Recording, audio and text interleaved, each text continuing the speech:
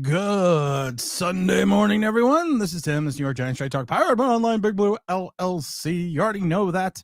Oh, we want to talk about the Kyle Pitts situation because, anytime there's any player that potentially could be available to the New York Giants, automatically, I want to make sure everyone sees the hair because Vipers call him the ball.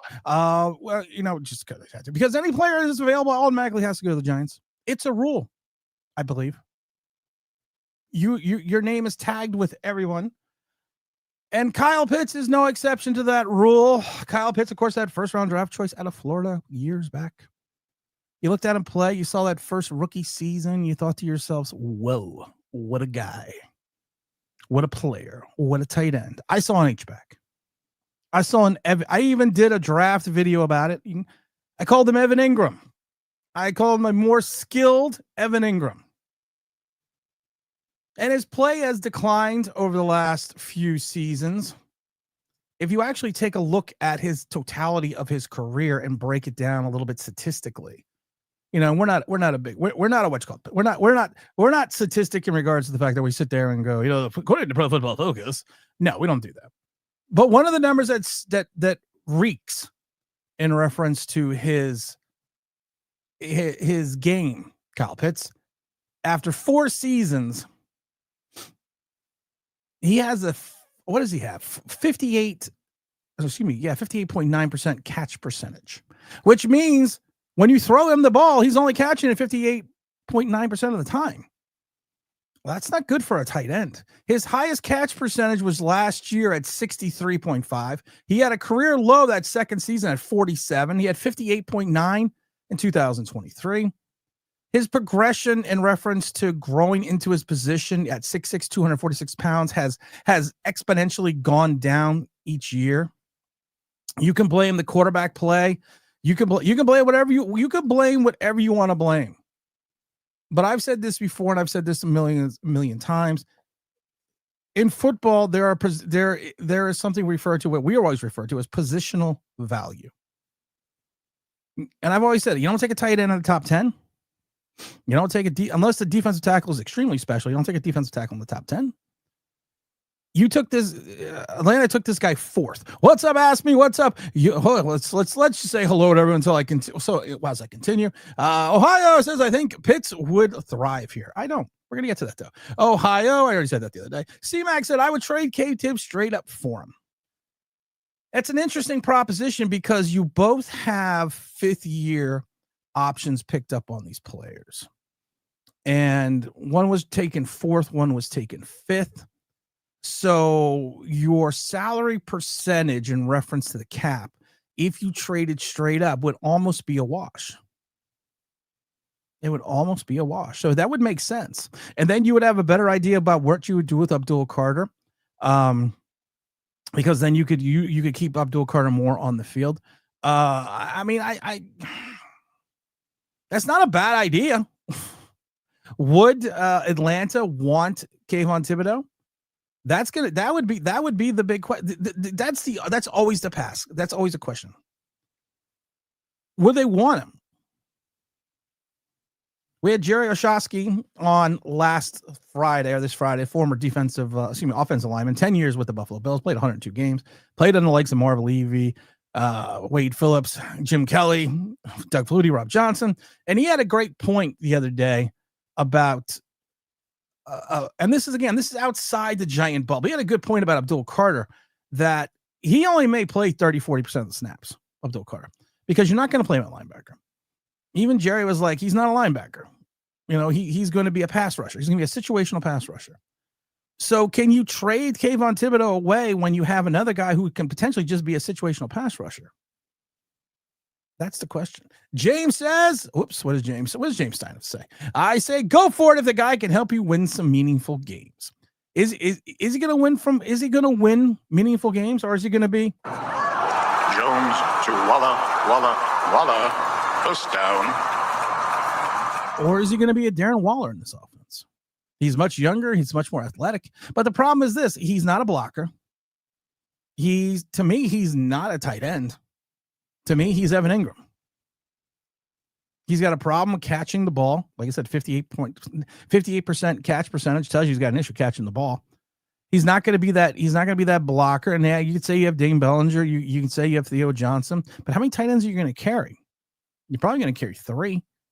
But you're going to have all these guys that don't do anything well and combine them together. Kyle Pitts, like I said, was a mistake at 4. Go back and watch my video. I said you cannot take a tight end at 4. I said I said it straight up. There's no way you could take a tight end at 4 because of the fact that, oh no, I'm sorry, he's been in 4 years. He's been in the league, so it would be the Kayvon Thibodeau thing could potentially be a what you call it? Could potentially be a 1-for-1. But he's going into year 4. Kayvon's going into year 5. No, so yeah, you got to think about that. So Pitts is going in. So I don't know. You would have to look if the salaries were the same. Yeah, I'd probably do it. I also like Kyle Pitts because he's from Pennsylvania. He went to school over at Warminster, Pennsylvania. I know Warminster very well. I've actually watched Warminster football. But like I said, you one of the things you can't do, you don't take a tight end, you don't take a defensive tackle in the top 10. Is he going to come in here and fix the Giant offense? No, I don't think so, because he hasn't fixed the Atlanta offense. You are the last dragon. You possess the power of the flow. Yo, what's up, last dragon? Ask me on Timmy. Nostalgia's 90s saying good morning. Tim J. Farrow says Pitts sucks. That's what she said. He was amazing in college in his first year. Now he looks like he doesn't even want to get tackled. Yeah. At 6'5", 240 pounds, with a limited catch percentage, outside of one good season in 4 years. Yes, there was an injury in year 3. And yes, there was quarterback turmoil in Atlanta at times, but you still did have Kirk Cousins there. Not Kirk Cousins. Excuse me. I forgot who else was there. Matt Ryan, everyone else. But you still had people there that could play quarterback. You were still, he's just, I don't know. He is a wide receiver. He plays soft. Let's be honest. He plays soft. In my mind, he does. He's a wide. He is a wide receiver in a tight end body who doesn't block well and has issues finding the seam. Yeah, I think that's someone we should run and get right now. Darren Waller can get out of bed today and be better than Pitts. Well, I don't know about that. Darren Waller from 5 years ago, I agree 100%. James Stein says, I said, do the trade if he can help us win a few more games. We need all the help we can get. Listen, I know we need all the help we can get. Listen, I'm not unrealistic, because if you look at our quarterback play, you're relying on an older Russell Wilson. You're relying then on, if Russell fails, you're relying on a let's just say a interesting quarterback in Jameis Winston. And if that doesn't work out, you're relying on a rookie. So anything we can get help for in the pass game, like I said, my thought was in this, my thought was always in this draft, get a tight end. I wanted Tyler Warren. Because what are you going to do? You're going to open up the middle of the field. You're going to open up the running game. You are going to draw the safety away, the over top safety away from Neighbors, potentially give him one-on-one on the sidelines, let him do his dance. And you work that way. But I don't know. We tried it with Darren Waller. And Darren Waller, like we said, if you watch that preseason game against Carolina, the one drive the entire preseason Giants starting offense had, he looked like he quit after that play. Because Daniel Jones literally throws his ass into contact. And he's like, nope, not doing this. I got a rap career. Oh, we got to thank the Big Don for coming up to giving the 5 online Big Blue memberships. Get all your videos early. You're gonna have exclusive. I haven't announced this yet, but you're gonna have exclusive Believe access to certain content as an OG member. I'll be announcing that to OG members only in a couple days. I don't want to say anything yet, but we are big time now. Trenton says Pitts can't block. Never lived up to the hype that he had received coming out of college. It was an overreach. It was truly an overreach, him coming out of school with Atlanta. Like I said, you don't take a tight end that high. Positional value tells you that. I'm going to move the camera a little bit more because I want my hair dead center. Positional value tells you that right away. Now, if you can salary-wise make this fit, hold on. What is his pit? Let's go. Kyle Pitts salary. What is his salary for this year? Let's see here. Let's see what his salary is for this year. All right. He is looking at a $10 million cap hit. So he's got a $10 million. That's the other thing too. Here's the other thing we need to look at. 1, 2, 3, 4, 5. Yeah. He is on the 5th year of his rookie contract, which is guaranteed. So that means if they trade him or move on from him, Atlanta is going to also incur a $10.8 million cap hit. And so the Giants would have to find, now listen, that's the other thing. Giants would have to find salary as well. We had to restructure the deal of Brian Burns just to get Abdul Carter and Jackson Dart underneath the cap. So, and right now the Giants, I believe, have the least amount of cap money. With the rule of 51, they have $4 million in cap space, but I believe they have some of the least amount of cap money right now in reference to the entire league. It's amazing that we have this huge dead cap number still. And the huge dead cap number I love. We have almost $27 million. We have $27 million in dead cap space, which is almost 9 to 10% of our salary cap. And those players are Daniel Jones and Darren Waller. Go figure that shit out. Where do you think that came from? So you're also going to have to find $10 million for this guy. And you have other needs. You still have question marks on the offensive line. We still have question marks at linebacker. We have huge question marks at linebacker that nobody's talking about. We're going to talk about it on we're going to talk about that, I think, on Tuesday. I don't know. I haven't decided yet. But we're not talking about the issues in linebacker. We have offensive line issues. Jerry gave a great assessment. If you haven't watched that video, go watch that video. He gave a great assessment on Evan Neal and how Evan Neal can potentially be saved or fixed. And I loved how he talked about communications between, and this is a guy that played guard, tackle, and center. I like how he talked about communication in the league and how when I initially brought up years ago that I think Evan Neal, some of his, not Evan Neal, but Andrew Thomas, some of his early struggles were because he was playing along with Will Hernandez and it wasn't any communication. Thank you, Jerry. We got to wait. All the content creators told me a 37-year-old quarterback was unwanted by the whole league, was going to win us 10 games. I didn't say that. I said it was a huge fucking mistake. And I was told once again that I was being a hater. I was like, you can't bring a guy in that's 2 years removed from his best season with hamstring issues and then pick him up even for $10 million a year and expect he is going to be the guy that he was 3 years prior. He seemed very disinterested. Don't paint with that broad brush, Jerry. Trent says, nice haircut, Tim. Yes, I got all my haircut. Vipers calling the ball. Let's see here. Made by Giants. Said, lol, every week I turn around, the same Giant fans wants a new tight end. Lol, shake my head. Just last week, Theo was the main man. I've talked to too many people that watch Penn State, and I talked to too many people that are Penn State alum, and they all say the same thing. Theo Johnson has the body of a. We've seen these with what's his name, Adrian Robinson. And a few other players. We've seen these players that have the body of the Greek god of a tight end, have all the ability in the world, but they've said it best in Crash Term, $1 million arm and a 2-cent head. They all say Theo Johnson's the same thing, a little bit lazy, relies a little bit too much on talent. And that's what he did at Penn State. And that's why Ty Warren came in and excelled after he left.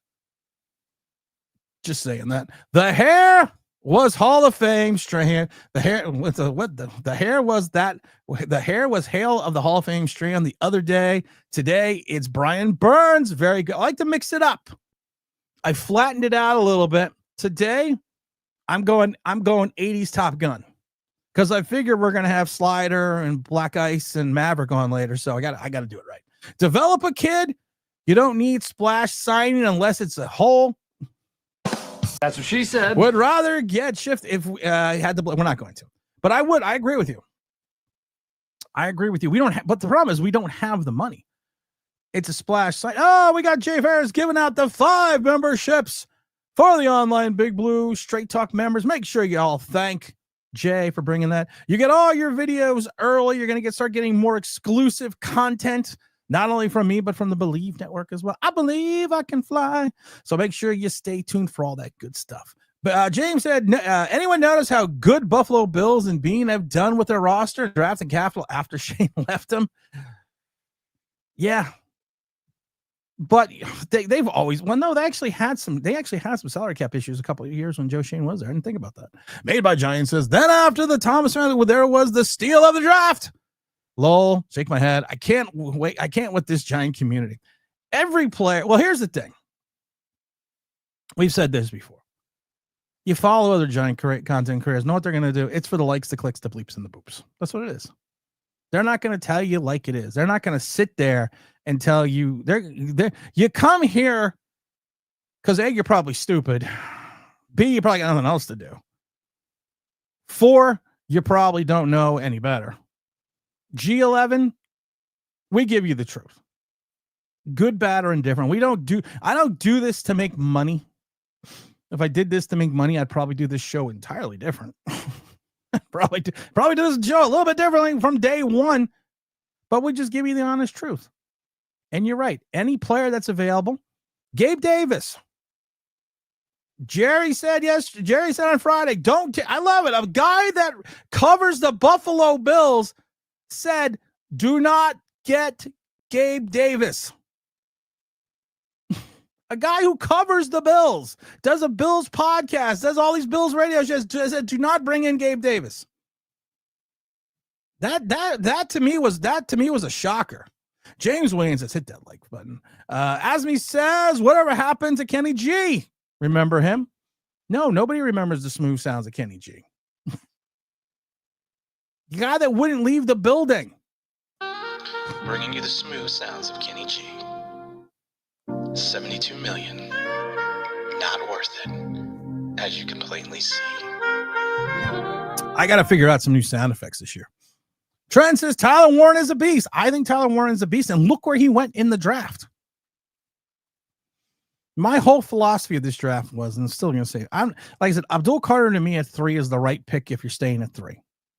But I do think he's going to be a situational pass rusher. 100%. I don't think he's going to be, I'm not saying he's not going to be special, but I think he's going to be a situational pass rusher for this team. He's going to be a Bryce Huff. I would have traded down. I would have got Tyler Warren. I would have picked up a bigger running back and more of an every down running back than Cam Scatterbo. And I would have built through that way. The idea of this team is to win games. Plain and simple. You have to win games. How many games do you think that Jackson Dart is going to give us? How many games? That's the question. How many games do you think he's actually going to give us? I think Tyler Warren could at least given you 1 or 2 games. A win, that is. Jay Ferris says, everyone needs more Tim in their life. No, they don't. You take that away from you take that out of there. Don't put that in the ether. Thank you. James Williams says, Kenny G was the smartest person on the Giants. He got paid. New DJ sucked and refused to go over the middle for fear of his life. He does. He did. He understood the fact that if you're going to go over the middle, you're going to get yourself fucking killed. Daniel Jones was the best to throw people into contact. That's what cracks me up. And and I kept telling people this. If you watch him, what does he do? He throws people into contact. And Kenny G, like Darren Waller, was like, I'm not going to end my life going over the middle to get this pass because I know I'm going to get walloped. Because my quarterback has no idea how to positionally where to put the ball. And can we stop with the highlights? Oh, dear Lord. Oh, dear Lord. And I know it's OTAs, but I saw Russell Wilson pass, and it's all over. It's all over. And we're like, oh, we got the Russell Wilson deep ball. I'm looking at it, and I'm like, well, you know what makes me laugh? If you literally watch the play from a football, from a football perspective, Russell Wilson threw the ball behind the wide receiver. where the wide receiver actually had to turn his body to come back for the ball. If he throws it on the inside shoulder, 2 yards ahead, it's a touchdown. You think that ball's not getting batted down in a regular season game? Big Dash knows. Salute. I don't know. There's Big Dash in the chat. James says, James, you are a hater. No. He's a dog. Trenton says, I like that we all have crowns next to our names now. That's pretty cool. It is pretty funny. I like that. I like that shit because you're all special. This is the 2000 late mid 2000s, whatever you want to call it. Everyone's special. Nobody in this world is no longer not special. I am, brother. I am. That's what I'm talking about. Him and the iron sharpener iron. Yeah, I always say. Trent says, "Yo, do it for the love of the game, Tim." Yeah, the love of the game, which was a terrible movie by Kevin Costner. The problem is this: you don't get the modern athlete, especially in football. The modern athlete nowadays is this is their job full time. You get paid enough even as a rookie. This is what you do 24/7. Back in even the mid 90s, these guys had jobs in the offseason. I love the fact that they showed the 49ers Cincinnati Bengals Super Bowl the other day, and I'm watching it. I'm watching the John Taylor catch, and the announcer even makes the note that John Taylor sells cars in the offseason. Nowadays, this is a business. This is what they do. It's no longer you know what? It's no longer a line, laying out for team, God, and country. It's now. Listen, I gotta see how many more years I can get out of this because I gotta set myself up. Gabe Davis, your career is on the line. Let's go to the worst offensive league with some interesting quarterbacks.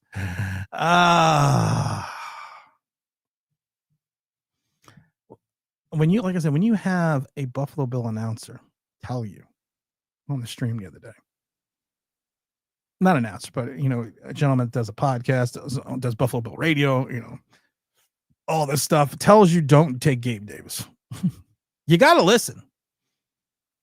The boring white dude music, Kenny G. Well, that's actually the whole point of that song. Jay Ferris says, Shane, he loves to make splashes. He was loving the camera on Hard Knocks. Then December, he hides in his cave.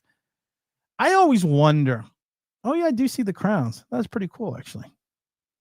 That is pretty cool. I always wonder I've said this before. We always go to the scene in Hard Knocks when he's playing Uno at the kitchen table with his wife. And the wife has got on this denim jacket and the hat, everything's bedazzled, and they're all sitting there playing.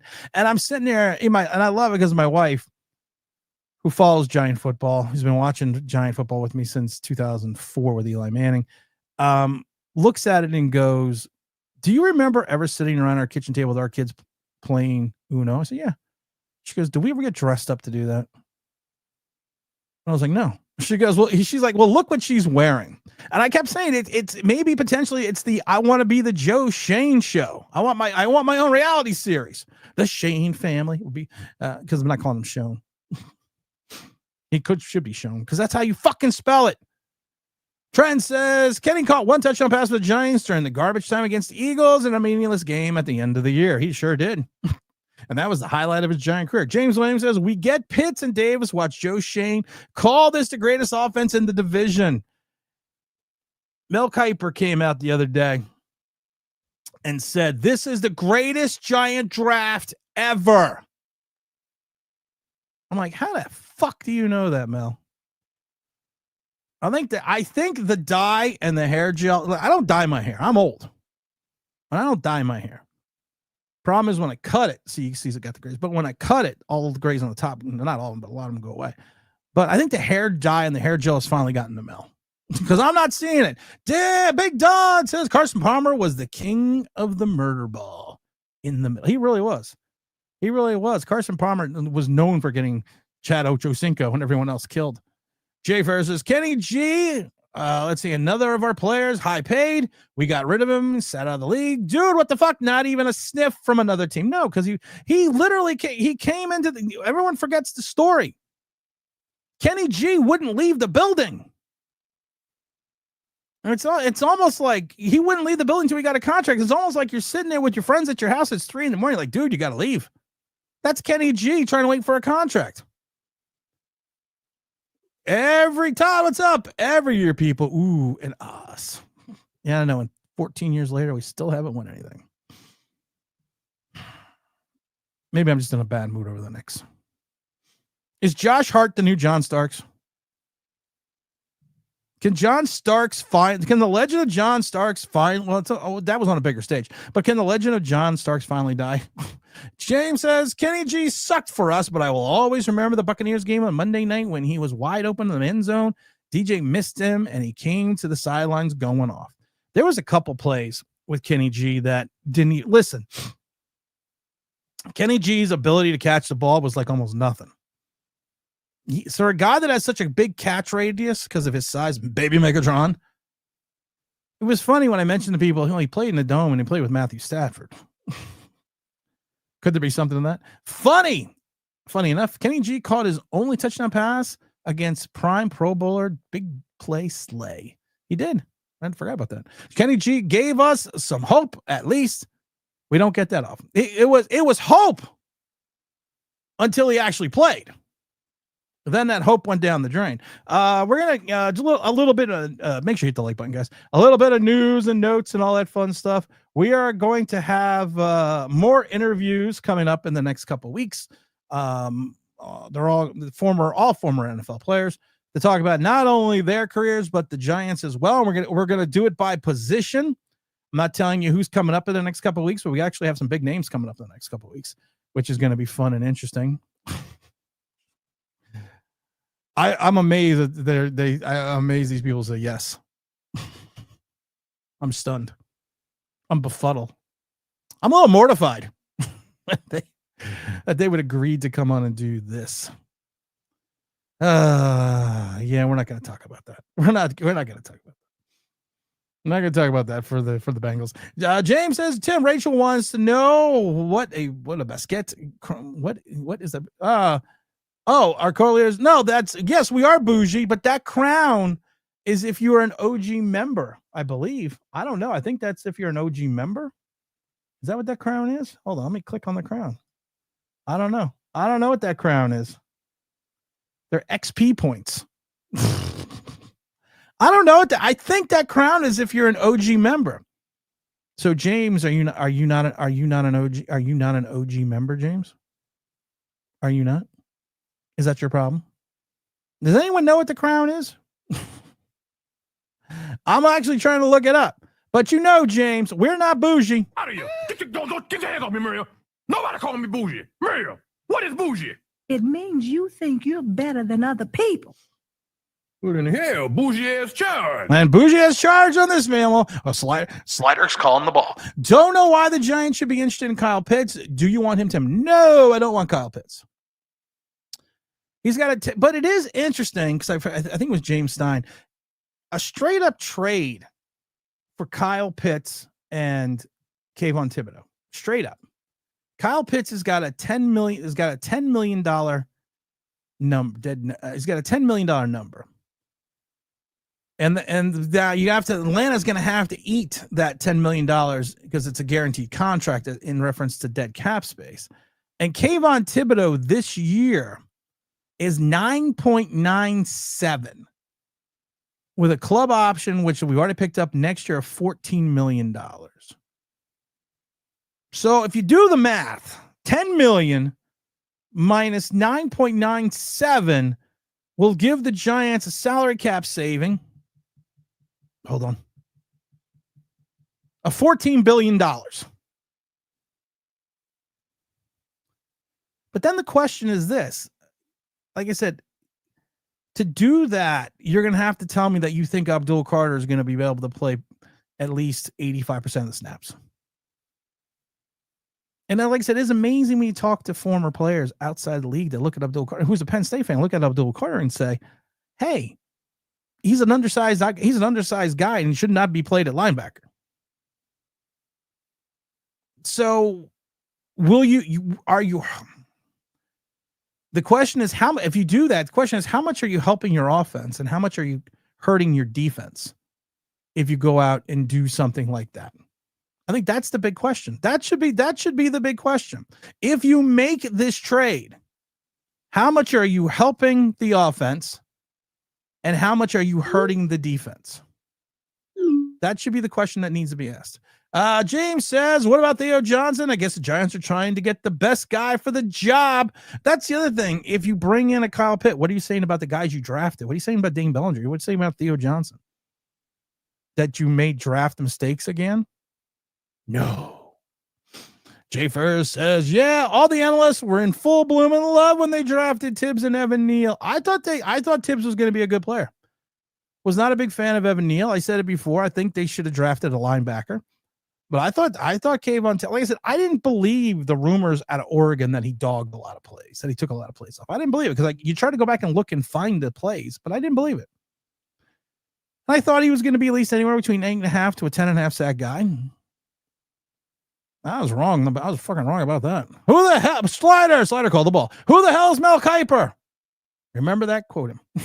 Remember that quote, Tim? Yes, I do. Yes, I do, actually. Jay Ferris says, Josh Hart looked like someone kidnapped his family and had to ruin the game to save them from the degenerate gamblers. Have you ever seen the movie 8 Men Out? Charlie Sheen's in that flick. You got a lot of good actors in that flick. B.W. Sweeney's in that flick.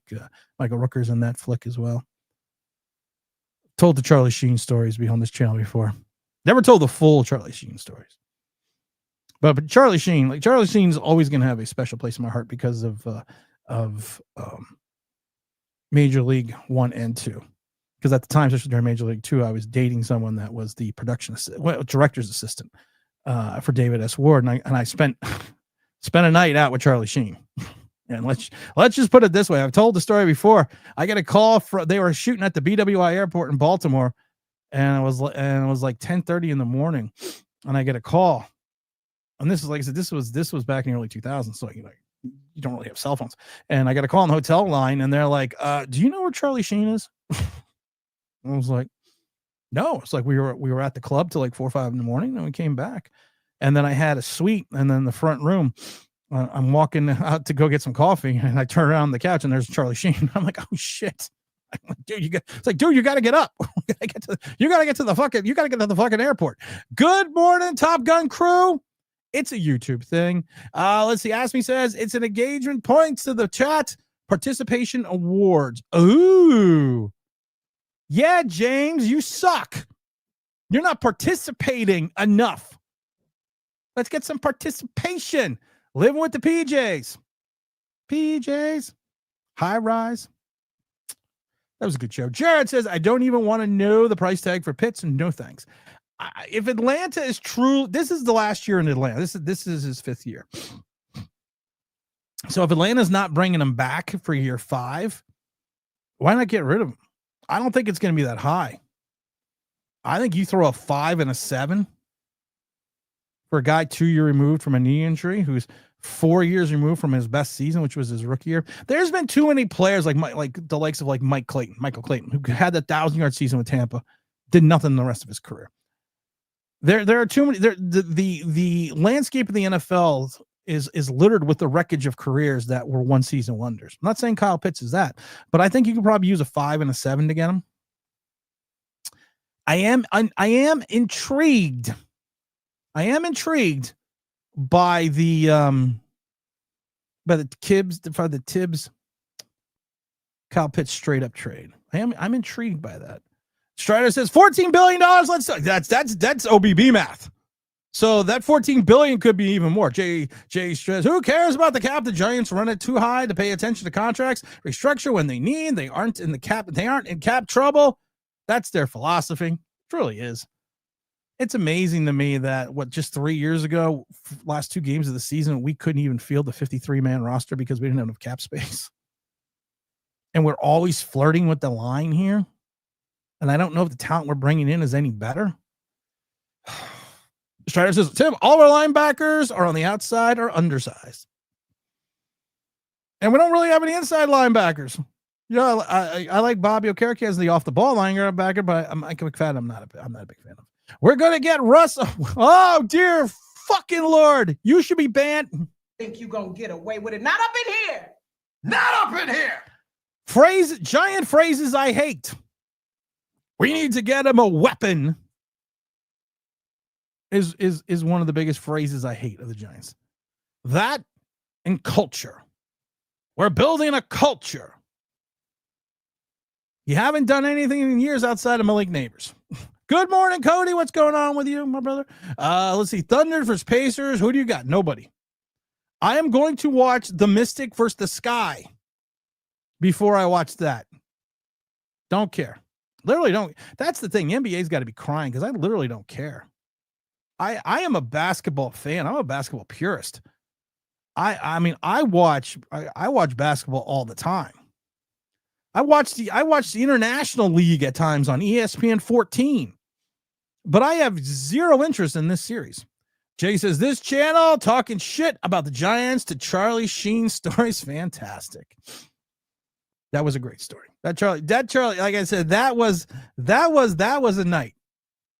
That was a night. There was 2 nights in my life in regards to going out and partying with people. That one and the night that I ran into Charles Oakley, Patrick Ewing, and John Starks in the Fridays next to the Garden. I'm not sure if it's still there. A couple blocks off to the Garden. And I was there with a buddy of mine. And the next thing I know, at 2:00 in the morning, we're in the strip club with these 3. And it was one of those moments you're sitting there and you're like, and this is when Scores was still around. And you're sitting there and you're like, looking at your watch, like, how the fuck did I get here? And I look over and I'm like, there's Charles Oakley, there's Patrick, and there's John Starks. And we're sitting in Scores. Cody says, got back from doing yard work and was on the trash compactor and the balers. I made $700. I was getting ready to buy a bunch of stuff off of Walmart. My wife loves Walmart.com. Now that what you call it. Atlanta is a dumpster fire. Atlanta has a quarterback in Penix. They still have a quarterback in Cousins. You knew they weren't going to get rid of him. But so, I mean, if you think you're going to make a run or you think you need a safety net for Michael Penix, you don't get rid of Kyle Pitts. What's up, Ryan? For those that do not know, go to Ryan's Big Blue podcast. That's Ryan's Big Blue podcast. That's talking all Giant stuff.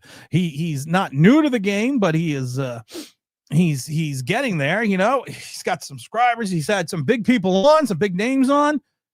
No one bigger than me coming up. So just thought about that. Tim says, Cody says, Tim, your thoughts on the Giants this upcoming season?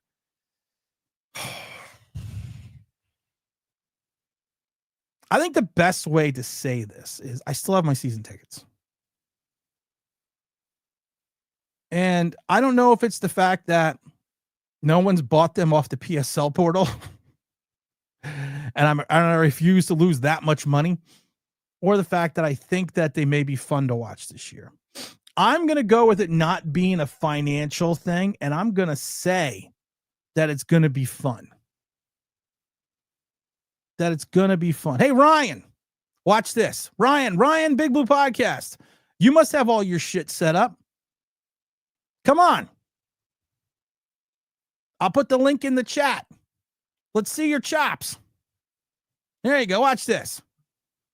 This is the thing. If you want to get into a career in this is what you got to do. There you go. Come on, Ryan. Step up to the plate. I put the needle on the record. I put the link in the chat. My thoughts on this are the fact that I still have my season tickets.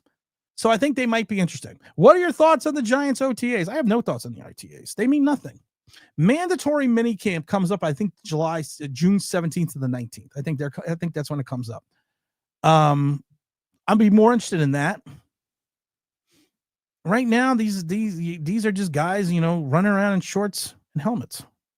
I'm not gonna think anything until we get a little bit closer to training camp. It's, you know, this is the time for players to, you know, learn the coaches, learn the offense, learn the defense, get used to playing with, you know, people around you, have an idea to start setting that depth chart. Evan Neal right now is on the second team. And to get ready to have everything for training camp. So to me, as long as you come out of these OTAs injury-free, I'm fine. But I really don't think anything. Strider says also, Tim, everyone is excited that plays that Dane Belton's made at the camp, and he should be earning the starting spot. No one is talking about the plays he gets burned with consistently.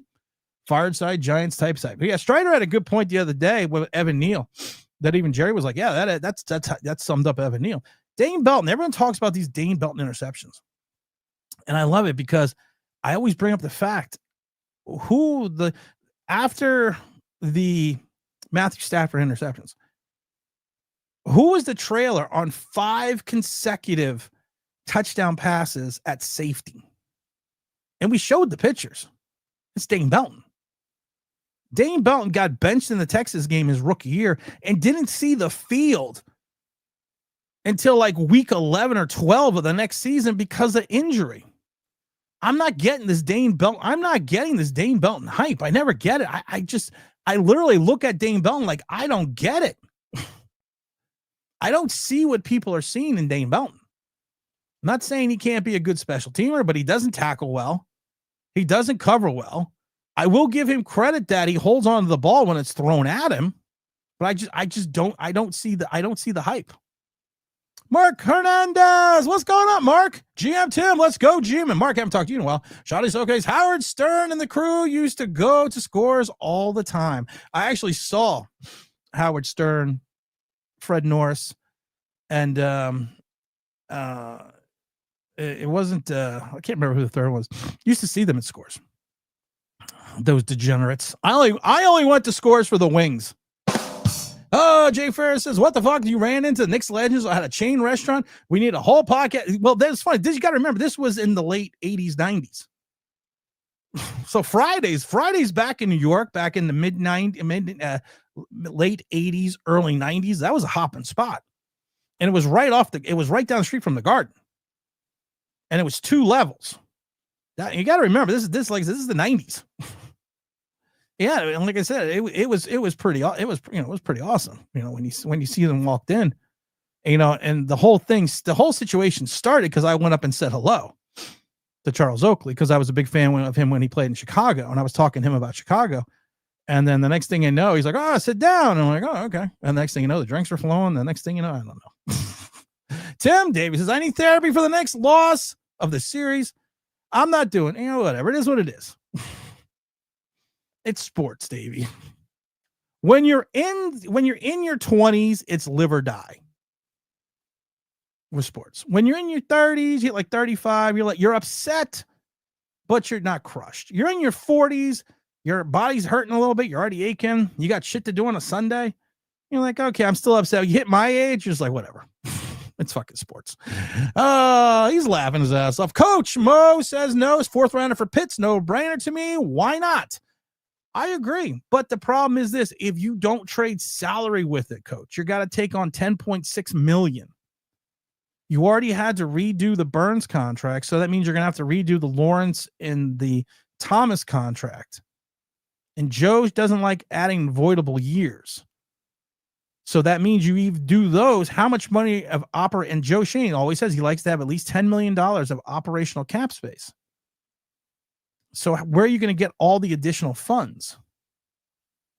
That's all I'm asking. If that's why I'm kind of, like I said, I'm curious about the Kayvon Thibodeau Pitts thing. I don't think I'm against it. I kind of think I'm for it a little bit. Let's see. Jay Ferris Strider says Belton sucks. He made a great play. Then he makes terrible plays. It's like Mike Tyson's zone. Anything and everything is possible. Nothing surprises me. It really doesn't. That's the problem with Dane Belton.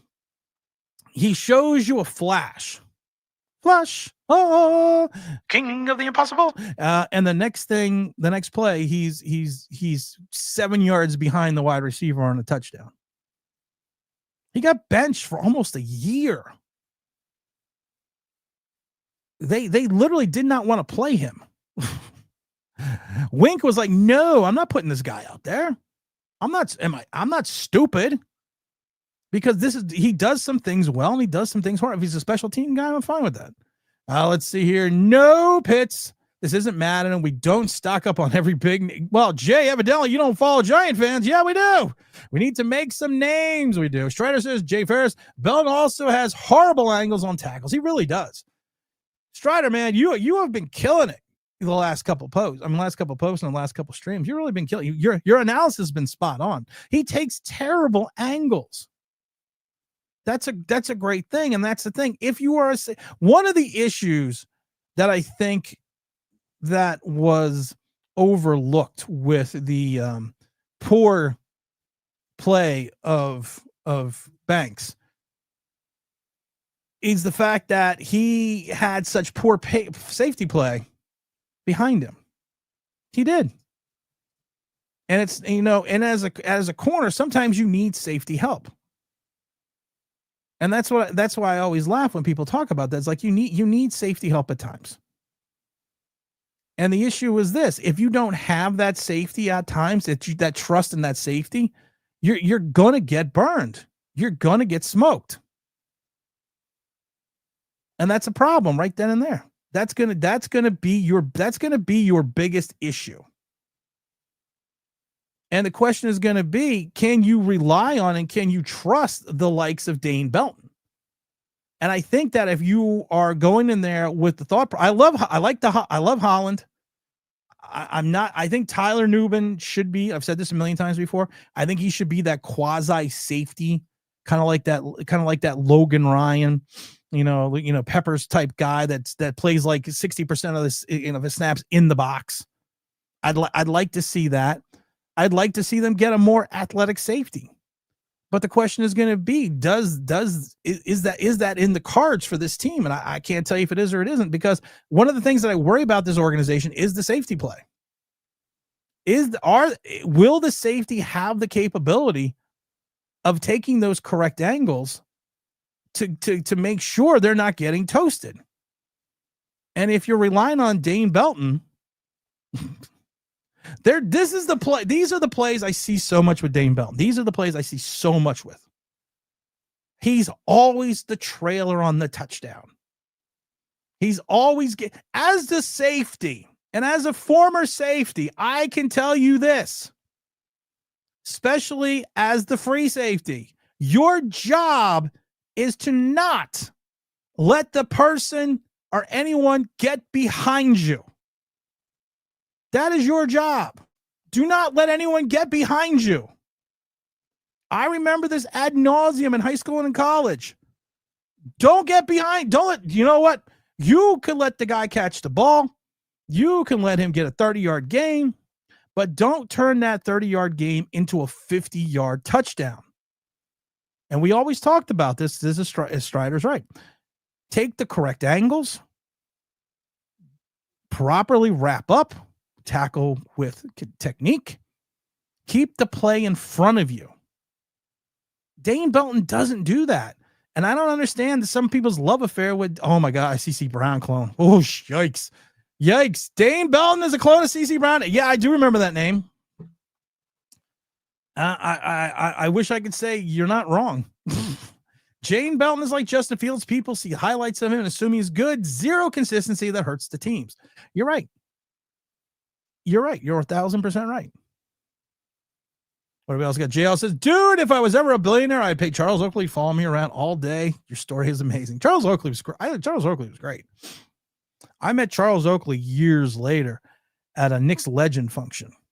And I laugh because of the fact that, of course, he's not going to remember me. But all I could think about was, after looking at him, all I could think about was young Charles Oakley. I was like, and I'm thinking to myself, you nasty. Just gonna throw that out there. Slider says, Tim, two favorite scenes in Major League. Roger Dorn's contract gets urinated on, and Roger Dorn's get threatened by the catcher when taking a play. That was in the first Major League. That was the first one. Like I said, I was on the set of Major League 2. And I was on the set of the program. I'm actually in the movie The Program. I'm on the, that'll be a story for another day, but I'm actually in the program. You're all right. Okay, cool. I know I'm right. Let's redo everyone's contract and let's go, Joe. Why not? Tim, I'm trying to remember the scouting report on Dane Belton. One of them was getting burned. The other one, it's Dane. Like, I'm not going to harp on Dane Belton because if you're going to have Dane Belton as your starting safety, you might as well just cancel the season. Because if I'm the Eagles or any team, I'm going deep. Every play is just going to be deep. Find out what side Dane Belton's on the field, and I'm going right that way. I'm going to say you just go long. Run a fly pattern. Just go long. Because I'm going to throw it over Dane Belton's head. Let's see here. What do we got here? Stardall says, probably wrapping up, Tim. That's the shoulder tackle where our DBs do their muscle fitness poses and whiff. Yeah, I get annoyed at our shoulder tackle. Ask Me says, if the Giants make the playoffs this year, Tim has to do next year's podcast wearing a Joe Shane mask. If the Giants make the playoffs this year, I will do you one better. Because I love my hair. Even 50 plus years old. I love my hair. I got awesome hair. It's like Samson with my hair. If the Giants win the playoffs this year, make the playoffs this year, I'll shave my head.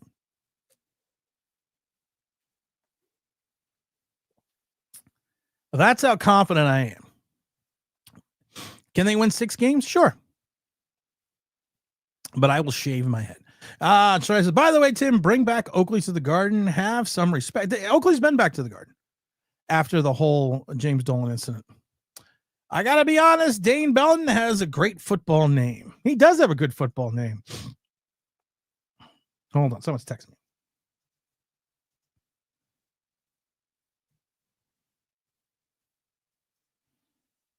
Somebody's texting me. All right, got that text message. No way. Hit the tight end so hard, his girlfriend died. What's your assignment? Kill the quarterback. Hit the tight end so hard his girlfriend dies. Kill everybody. My girlfriend at the time was also the director assistant for the program. That's why I was in the program. But we'll talk about it later. Damn, Joe Holland, 54 million. The guy was at TJF Fridays half the season, just waiting to get paid between decisions. Some of these dudes get a check and quit. Just saying. I think you're gonna be fine. I think Holland just had an off season. I think Holland's gonna be. I think Holland's gonna be fine. Let's see. James Side said Banks had put too much on his plate and had some good plays, but dude lacked the help in the secondary. Banks had a lot of trouble during the season, but the whole secondary sucked last year. You're right. You're right. We got wow. All right. Strider says, Tim, when the Fireside Giants talked Dane Belton yesterday, I commented and said, yeah, the dude gets burned a lot. No one mentioned that. I hope he gets better, though. First of all, why are you talking to Fireside Giants? That's your first problem. That's issue uno. Why are you talking to Fireside Giants? Are even on that show? You are going to lose the moniker Slider. Second of all, I don't remember who Fireside Giant is. So I can't tell you. I will laugh. I do laugh at this. And I do laugh a lot at this. I didn't know who Giant Rush was. I had to ask Zach.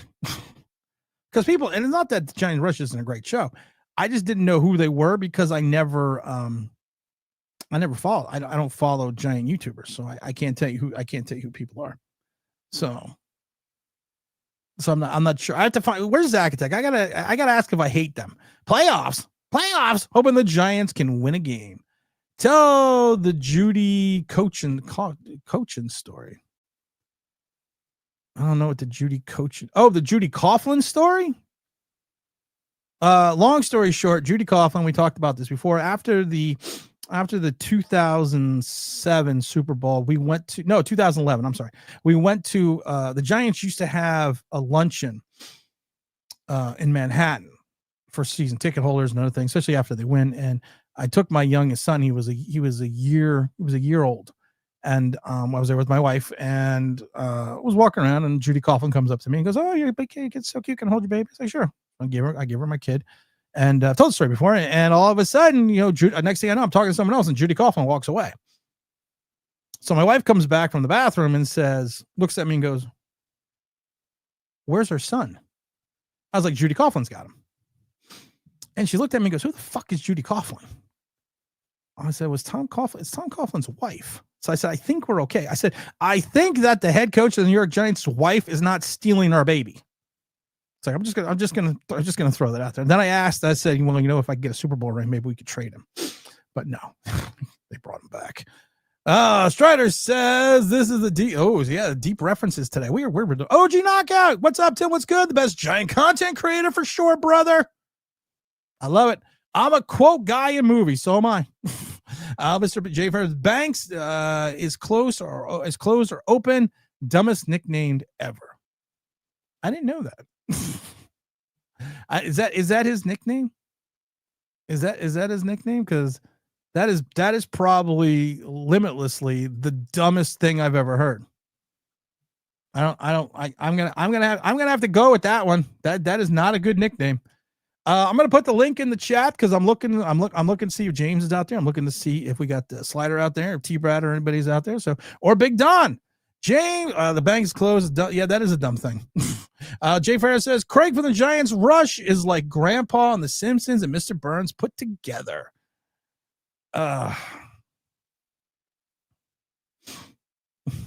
Was Craig the one that was on? So I just call him Joker. I don't know people's real names.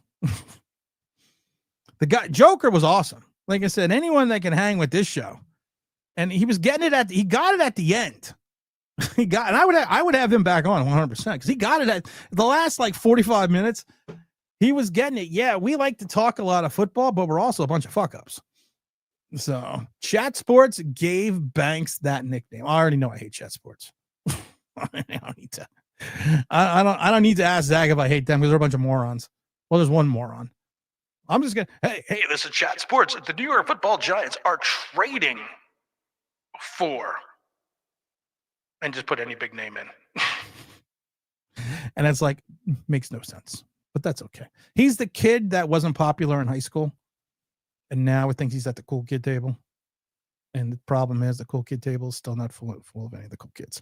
Asmi says, who's your pick for the Stanley Cup, Oilers or Panthers? I like the Panthers. Let's see here. I like the Florida Panthers. Uh-oh. He's ready. You want to know why? Because I just feel, I want to know what love is. I want James Williams to come on the show. Okay, done with him. Big Don. Well, hola. Hola, ¿dónde está la venga, por favor? Buenos días. Buenos días. No, I'm in Mexico, so it's cool. I can say that. It's fine. It's kosher. Well, my wife is Hispanic, so I'm allowed to say that too. What? Okay, Tim. My bad. Culture. It's culture appropriation. She's Hispanic and Native American, so that just automatically makes me Hispanic and Native American. That's the way it works, right? I wouldn't know, sir. I'm just an American. I went through 10 years of college. But you still got your eligibility, so it's okay. Thank God for the NIL deal. The NIL changing the rules of eligibility. Well, we got the college football 26 coming up, so that's going to be fun. July 10th, NCAA football 26 on EA Sports coming up. Oh yeah, Tim. I got a question. Maybe you can help. James. I can throw you in there too, James. Here's the thing. Am I a ghetto man apologist? Like, I feel like I am sometimes, because as more and more as I reflect on, as we already know, when DJ's your quarterback, what's your favorite word that you love to hear, Tim? I'm sorry, that you can't stand to hear.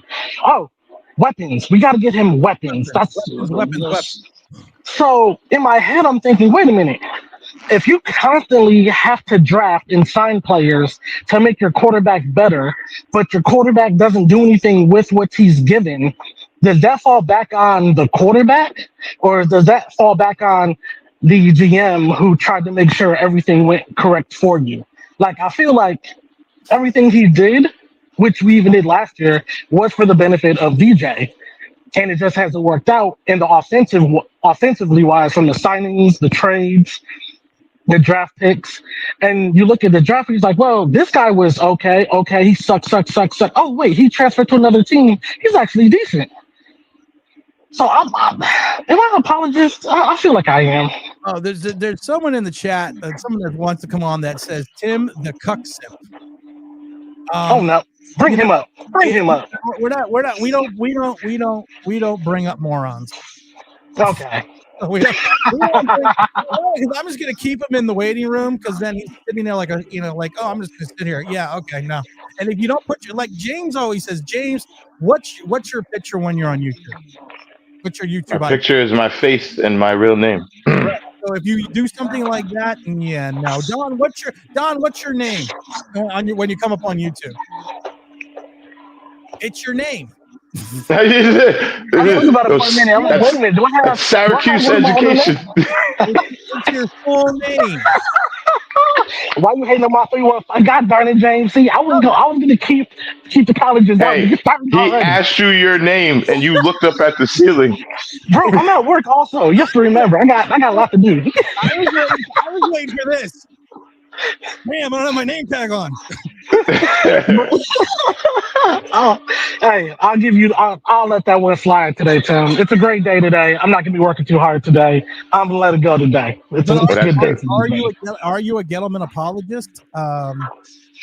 Feel like I am. I mean, the thing with Gettleman is the fact that if you actually look at his first couple drafts, they and look at the players that are still in the league.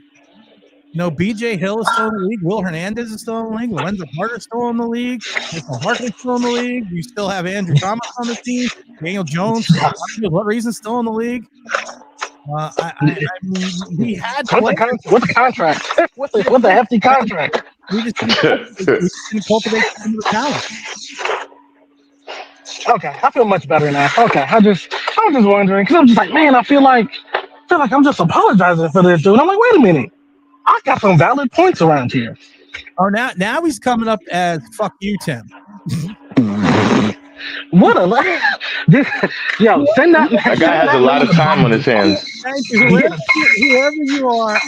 I say this with all sincerity from the bottom of my heart, and I had to mute Don's mic, and I'm going to bring up someone else in a minute too. But I say this with all sincerity in the bottom of my heart, and I think you should do this immediately.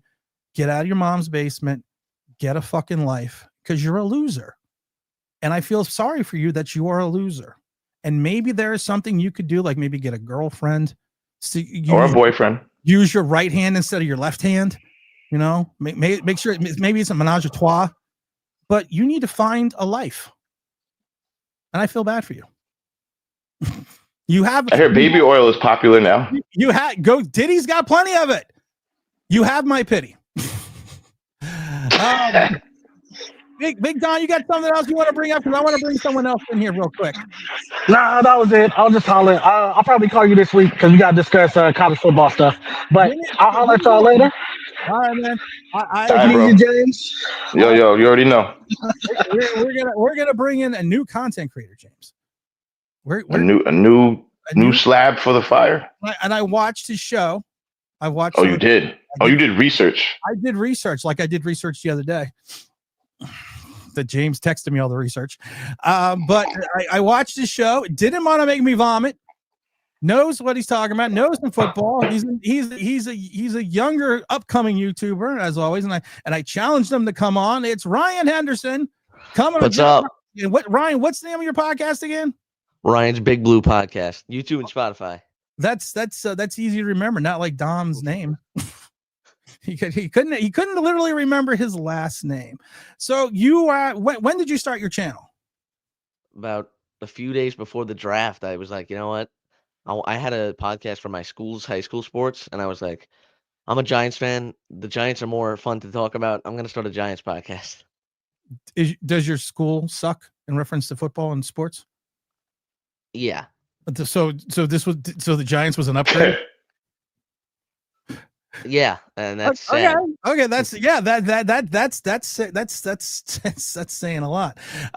So you got a couple hundred. What's your subscriber count now? I know I've seen you've gone 124. up. You're up to 124 now, and that's pretty good considering you just started the channel back in April. Yeah, I'm trying to grow it and get better and better. But I just can't wait for Giants football, and for my sake, for all of our sake, let's just hope they're good. For And just the for Giants sanity, fans. for the sanity of Giants fans. What Yeah. did you think of the Jackson Dart? Originally, I didn't like it. I wanted Shedeur Sanders when I saw we traded up because I was bigger on Shedeur. But then seeing how far he fell and, all the stuff that went with that, and then seeing Dart, seeing some film on him after the draft, I'm growing into the pick. You're going Like into the pick. I'm starting to like it. But originally, I wasn't the biggest fan of it. So it's like fungus. You have to see if That's what it grow. You got to put it in the culture and see if it grows. Yeah, and I still don't know if I like it because I got to see him play, real NFL. Oh, there we snaps. go. There we Just- go. That's where we were going. Even James, like that's where we were headed. See, that's a smart, hard hitting But analysis. Just go. I like him more than I did before the draft. That's what we don't know if he's good yet, so I Well, can't. it seems like a lot of the scouts liked them before the draft. Yeah, I should say after the college football season. What about Abdul Carter? that was an easy pick. Freak athlete. He's a beast. Quick off the edge, and he can play linebacker. They were playing him at both in OTAs, so he's a guy that you couldn't go wrong. But even with him, I always say it with every player, you don't know how he's going to be yet. But him, I have more faith in him to succeed than any player in the draft besides Cam Ward. I'm a big Cam Ward guy. Well, we had a former NFL lineman on Friday who would disagree with you about putting him at linebacker. And putting even said that he would only play him maybe 30 to 40% of the snaps because he's an undersized defensive end. In college, we talked about this numerous times. His second season as an off the ball linebacker playing also when he plays in space, he's not the best tackler. He had a 25.7% missed tackle percentage at the linebacker position as an off the ball linebacker. His first 2 seasons as an off the ball linebacker statistics didn't equal Parsons last season. And I know that's an unfair comparison, but when you both come from Penn State and you both wear number 11, you're going to get those comparisons. So how do you feel that the Giants are going to use this guy to best maximize his potential, but then at the same time, not put him in a position where he is going to be overwhelmed? I'm afraid that he's going to go up against some of these bigger offensive lines like Philadelphia, and he's not going to come out of the pile. They're going to look around and go, where the fuck did 51 go? We can't even find him anymore. Yeah, I mean, I think there are those worries, and I know some people think he might get injured because of the injury concerns, but to me, as he grows into the NFL and he's the best thing for him is he's lined up with Kayvon Thibodeau is there. He's got Dexter Lawrence as the defensive tackle.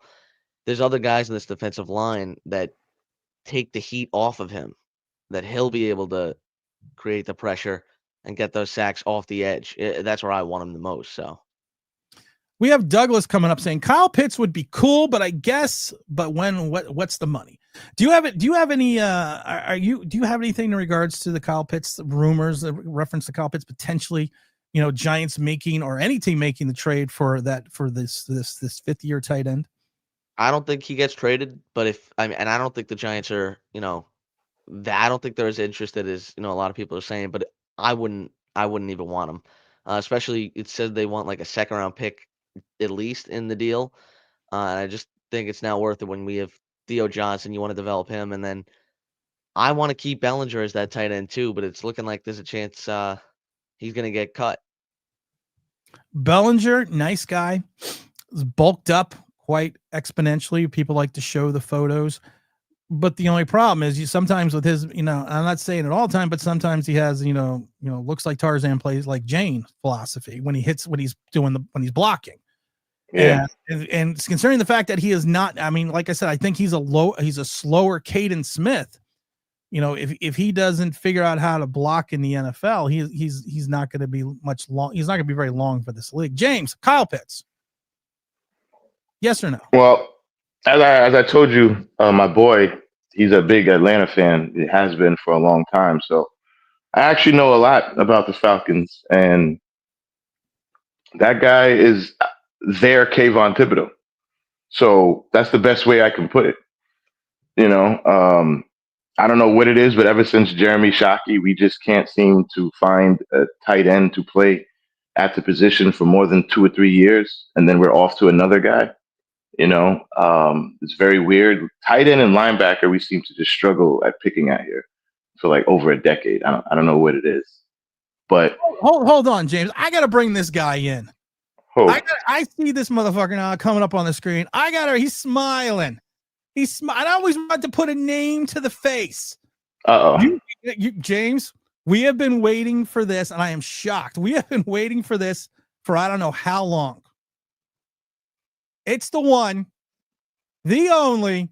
Brace yourself, Ryan. Carl Banks. Not Carl Banks. It's Carl Banks. Trenton Wright. What's up, boys? Philadelphia Eagle fan. Hey, I rocked the hat, though. I brought the right hat. Okay. Am I the only Yankees fan? Am I the only Yankees fan up here? Yes, you are. No, not anymore. Because we don't talk about the Yankees. Come on, Ryan. Trent, right. I'm glad you could finally come on board. Yeah, I've been trying to hop on over these last couple Sundays, but schedule finally worked out. So we're not important. No, you're definitely an important podcast. It's the only Giants podcast I can stand listening to. Oh, that's big. That's big. Well, he's an Eagle fan. He's not. Exactly. That means he knows football, so that's big. Yeah, no, so for some context, the reason why I always tune in is because my younger brother, and my dad are huge Giants fans. Okay. And so growing up, I'm in my 20s. I watched Eli win 2 Super Bowls within 4 years before my team even had a ring. And so I had to deal with that. And I grew up thinking the Giants were this prestigious blue blood organization. So watching the slow turn into mediocrity has been really, really difficult on my old man. But not for me. I don't want to say anything, but Trenton sounds educated, so you can't be an Eagle fan. Oh, I am. See the flag? You can't be an Eagle fan because you sound like you have a 3rd grade education. Last time I went to an Eagle games, they were like, okay, let's do the Eagle chant. They went GETS. I was like, oh, come on, Philadelphia, get that right. As an Eagle fan, as not even the enemy, because you're not the enemy. Because like I said, I go to Eagle games. I always tell the Vince Papale story that Vince Papale knows me and hates me with a passion because I keep calling him Rudy. I don't know why he gets mad at that, but you're in our division. You are moving forward to potentially what you're hoping to be is going to be a repeat of last season. Give him his respect. He's on top of the division. That's what I'm saying. I am giving I'm giving him his flowers and his props right now. James, shut the fuck up. No, sorry. Come on, man. You are going for a potential repeat of last year. You had another linebacker fall into your lap with the 32nd pick. Yeah, he hasn't been practicing actually. In OTAs, he's been sitting out. I think his shoulder's still bothering him. That's probably the only reason we got him at 31. But 31, yes, I'm sorry. Yeah, 31. He traded up, how he actually jumped the Chiefs 1 pick because he got bored waiting for the end of the round. Drafted. We would have gotten him at 32 anyway. He did the Joe Shane thing when we got Tay Banks. We jumped the one team who didn't even take a corner. Yeah. but that's all right though. What is your feeling right now in Philadelphia in regards to going into this 2025 season after the draft, after free agency? You've made some changes in your secondary. You do have a young secondary with 2 guys last year. But how is the Philadelphia fan base feeling right now going into 2025 and into this offseason? Oh, well, it's the offseason, so you already have local Philly media typing up their hit pieces on Hurts and Sirianni again about how they won't pull it off this year, even though they just did. Philly media is disgusting. Like, I don't watch any Eagles podcasts that are based in Philadelphia because they alternate from being over homerism to the top to where half of these people I really think just hate the team and they cover the team just so they have something to bitch about. But as far as me and real Eagles fans go, we're feeling good. Like you said, top of the division, as James was saying. Thank you. But I feel like you boys are in for a good season this year, and I'm an Eagles fan, so that's coming for me. I really like. I don't know if you'd like this, Tim. It's the young kids term, the aura of Jackson Dart. I like his aura. That's another fucking phrase I hate with the Giants. Oh, he's fluffing our pillow. That's it. Aura, weapons, and culture.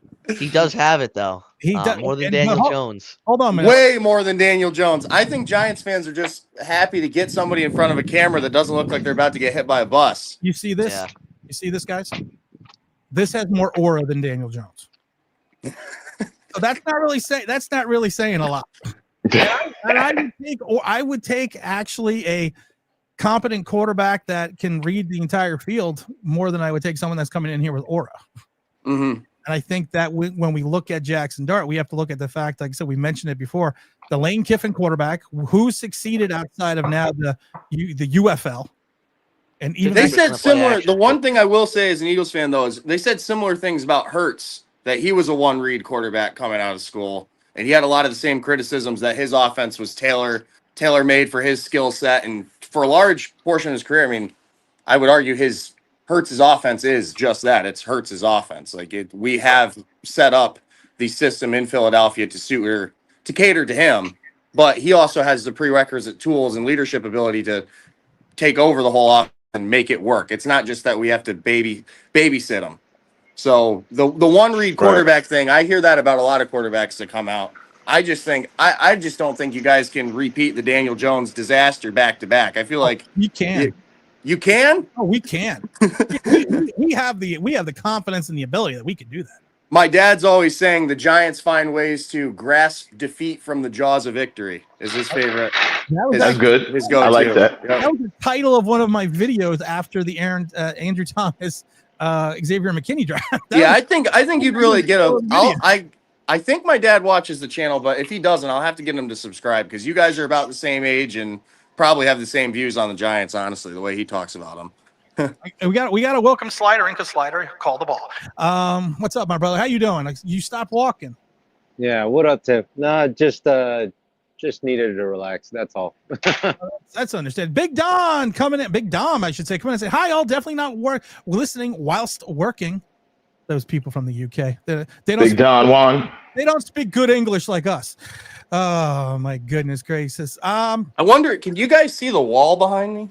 Yes, we see all that paraphernalia you got going on there. Everything, yeah. We see all the Eagle garbage. The hat rack. It's about 20 hats long. Damn. That is a long hat rack. Yep. Hey, Tim, since we got Mr. Right here, we got to ask him. What was the feeling like when you guys knew you were getting Saquon Barkley after watching the Giants wet the bed on Hard Knocks the way we did? Like, just describe for us from the Eagles fan perspective. Oh, you guys are expected like this big moment. You know what? I'm a very realistic fan, I like to say. And so my first thought when I heard we signed Saquon was, Lord God, please don't let him get hurt, or else I'm going to be laughed at forever. Yeah. You know, because my best friend's a Giants fan, and he was like, "Good luck with the glass cannon. He'll be out by week 3." And I was like, I really hope not, because I knew if we had the sustained production from our offensive line that we've had over the last decade, and Saquon's natural talent, if we could bottle that up for even a stretch of 8, 9, 10 games, it would have been worth the contract. But to see him go from the start of the season and finish it the way he did, it was perfect. It was peak for me as a Hurts fan too, because I actually liked that Saquon didn't have that big of a Super Bowl, so that Hurts could kind of have his moment and get his accolades, because he played incredibly efficient throughout the season too. While Saquon was, and you take a look at that first Super Bowl he was in. I don't think. I don't think he gets enough credit for how he played. Oh, James Bradbury holding call. I still wake up in cold sweat. Yeah. You know, it looked like a good. He was a Giants insider agent. I think it looked like a good call to me, though. But the 2,000-yard season, going for at that point in time, the single season rushing record. He has the season rushing record, including the playoffs and the Super Bowl. But was there any importance going into that 17th game with Philadelphia fans about him going after and getting that record? Even though it would have been in 17 games instead of 16. Oh yeah, if we hadn't won the Super Bowl, I would have been pissed. Like, I wanted so badly for Saquon to get the all-time record against the Giants in the all-black uniforms, which the Eagles in their all-black uniforms against the Giants are something like 13-0 since they started wearing black. I always joke with my dad. I said, we always put on black when it's time to murder you guys. Put you in the ground. You do a good job. But I will say, Tim, I was at the Saquon revenge game, the one that was in MetLife this year. Yeah. I took my wife. It was the first game I ever went with my wife to. It was my third Eagles game, my second Eagles-Giants game. And that was a perfect day to be an Eagles fan. But perfect weather. It was a great day at the stadium. I had a bunch of Giants fans behind me that were actually wearing the Saquon jersey, but it was crossed out and said Singletary That was so across the back. stupid. Yeah. That was so stupid. And I'm just sitting there. I was rocking the Kelly Green Jalen Hurts jersey, and about third quarter on, all those guys had left. They got sick of booing. That I stayed to the bitter end of that game. You're a real fan. Because well, no, I'm just stupid and I couldn't find my car. But I mean, same with James. James and I, we stayed to the. I mean, I don't know how many times we stayed to the bitter end. I think we should have left at that Seattle game just before the Witherspoon play.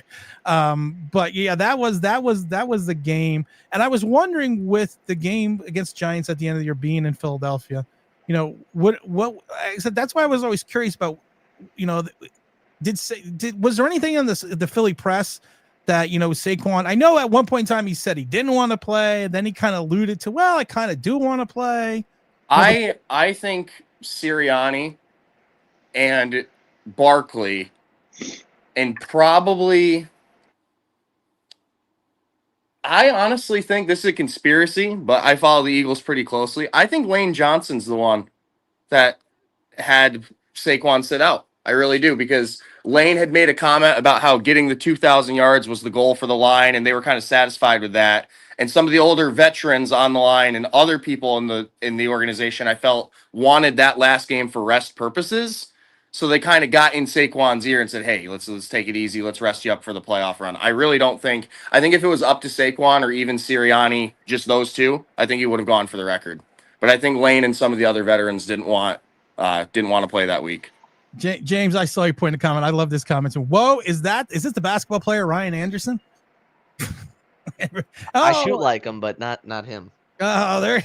Yo, Ryan Anderson was a poor man's Chet Holmgren. Yeah, you're just. But I got a question for all you guys, and it's a neutral question, so it won't stir up any Eagles Giants hatred here or whatever. How do you think Dallas is going to be this year? Because I think Dallas is finishing last. I'm more worried about the Giants than the Cowboys. We've never beaten Dak Prescott, so that's a weird question. Oh wait, yeah, I'm talking to the wrong group of guys. The last time we beat Dak Prescott was the playoff run in 2016. We swept them. The game that we last beat Dak Prescott. I was at that game. Do you know what's funny? Jalen Hurts has only played Dak Prescott twice in his whole career, because Dak's always hurt when we go to play him. And he's won both of them, right? And he's won both of them. He split, I believe. He beat Dak. He split? Well, yeah, because we had that collapse. Oh, remember the 11-6 right, season where we just shit down our legs for the last 7 weeks? Yes. Actually, one of the games I remember watching the most was the Tyrod Taylor game in the 2023 season. I was sitting on the couch with my dad, my brother, and my best friend. We were all watching Giants-Eagles last game of the season, where Tyrod carved us up to put a cherry on top of the collapse. I will say this, and people forget this. Russell Wilson, his record against Dak Prescott, 3-0. There you go. Oh, we're winning. That's something. Wait, but even though his record against Dak Prescott in the playoffs is 0-1. Oh, so in the game that mattered the most. That's a Giant fan.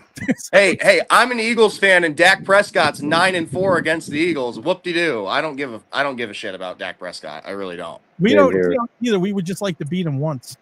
That would be nice. I've been rooting for it. The one game, unironically, where I really thought you guys had him was opening day of the 2023 season. I really thought you guys were gonna get them, and then that's when they dropped the 40 burger on you. I was gonna say, was that the 40 bomb? No, God is my witness. I went into that game. I was watching it with my brother on TV, and I was like, man, that's a packed crowd. Like, you guys might bring the energy after a playoff year. Like, here you go, get the ball rolling. It was an opening Sunday night game, 8:00 primetime game. Queen Latifah sang the national. I know that because I was. And she sang it good too. On the field doing the flag ceremony that game. And I remember going back into the stands, pouring rain. I've told the story before. Second quarter, we're down 23-0. I'm there with Big El Gigante. I look at him and I said, I think we can come back. He looks at me and goes, they might score 50. I was like, yeah. That was something. They did a little bit. For the Eagles fan, what do you think of the Azeez Ojulari move? Because I think he's going to be good for you guys, and you got him for cheap. I'm gonna take the same approach I did with the Saquon, but like dial it down a couple notches. Like I think Aziz at his best in my prediction at his best is probably anywhere from an 8 to 9 sack guy a year. So definitely somebody you'd want in the rotation. I'm just worried about his health. He's always I'm injured. always worried about player health. Because I have PTSD from Carson Wentz. Like we got into that first playoff game that he actually led us to. People forget in the 2019 season, Carson Wentz won 4 straight divisional games to make the playoffs. Yeah. Gets a home playoff game against Seattle, and on the third play of the game gets a concussion. And so I am always big on player injuries. I didn't even want the Eagles to draft Devontae Smith because I thought he was going to get snapped like a twig, but he's tough. He is tough as hell. Talk about a player that puts his body on the line at 160 pounds going up for contested catches. Let me get some of these in the chat real quick, James. Chris, I get to Dom. Wait, the Giants are fun to talk about, and the fairness, we might suck, but they're still our team. We're not gonna suck as bad this year. Let's see here. Jay, what is Jay Ferris says? Damn, I got some clothes older than this kid. I think we all do, but don't hold that against them. Tyrone, what's up, Tyrone? I haven't seen Tyrone Bowman in a while. BJ Hill's still in the league, but Fred Warner is going to be a Hall of Famer. Lorenzo Carter is on the bench somewhere. That's the problem with Gettleman. His early picks were no-brainers. Gettleman had some. I mean, for all everyone can hate Gettleman, Gettleman had some guys, and the thing with Joe Shane early on in his career. Didn't Gettleman draft Dexter Lawrence? He drafted Dexter. Yes. He drafted. He's great. Xavier McKinney. He drafted Andrew Thomas. Drafted Saquon Barkley. So I mean, he's had, but that was Joe Shane's claim to fame early on in his career, just signing Gettleman guys. So I should rephrase, our re-signing Gettleman guys at this point in time. Where do we think? And I'm gonna start with Slider there on the bottom. And we got a good perspective here. Where do you, looking at going out of the OTAs, where do you think the Giants are going to fall in this division after what we're seeing now, after what we've done with the draft? We're done with free agency. The roster, of course, is not set because we're going in training camp with 90 plus players. But where right now, if you had a gun to your head, Slider, where are you calling the Giants in this 4-team division, and why? In this division, I don't know. It just depends on the health of the team, but I honestly think we could finish third, maybe third in our division. That's just me being positive. I think that. What's the record though? I'm hoping. I don't know, but I mean, I predicted earlier they're going to win like 1 or 2 games, but if I want them to finish third, they're going to win at least 4. I was going to say, they're going to play. Well, then who is fourth then? I hope we can beat Dallas, dude. So Dallas is going to have less than 4 wins? I doubt it, but I can be positive, man. I hope they have less. If Dallas has less than 4 wins, I'm happy. I'm not going to say anything about that whatsoever. Ryan, same question. Right now, after OTAs, after the draft, after free agency, where do you see in the Giants in this 4-team division? You might think I'm biased. Of course you are. You wear a Giants hat and you have a giant YouTube channel. And a flag. And a flag.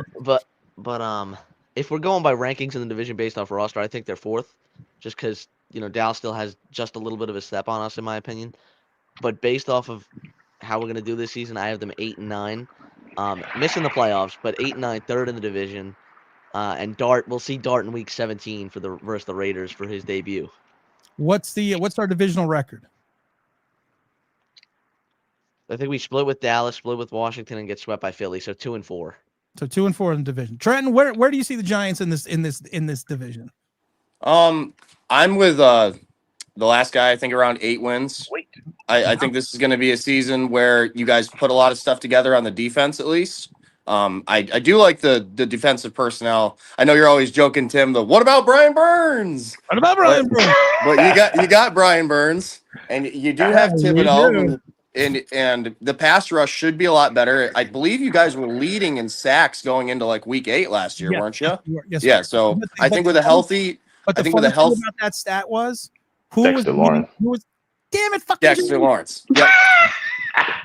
I want to ask the damn. I thought the question was to Tim.